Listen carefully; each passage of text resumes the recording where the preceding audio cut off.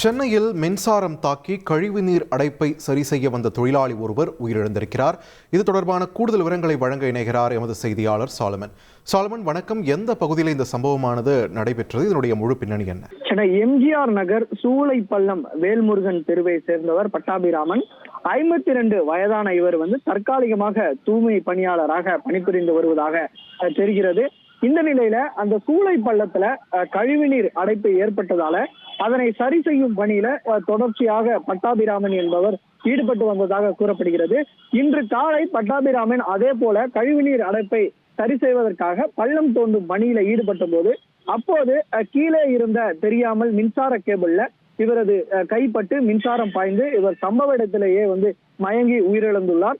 உடனடியாக அப்பகுதி மக்கள் இவரது உடலை மீட்டு பிரேத பரிசோதனைக்காக எம்ஜிஆர் நகர் KK நகர் ESI மருத்துவமனைக்கு அனுப்பி வைத்துள்ளனர். இந்த சம்பவம் தொடர்பாக எம்ஜிஆர் நகர் போலீசார் வழக்கு பதிவு செய்து தீவிரமாக விசாரணை மேற்கொண்டு, குறிப்பாக அனுபவம் இல்லாத இவரை எந்த ஆய்வின் அடிப்படையில அந்த பகுதியை சேர்ந்த தனிகாச்சலம் என்பவர் அமர்த்தியதாக கூறப்படுகிறது.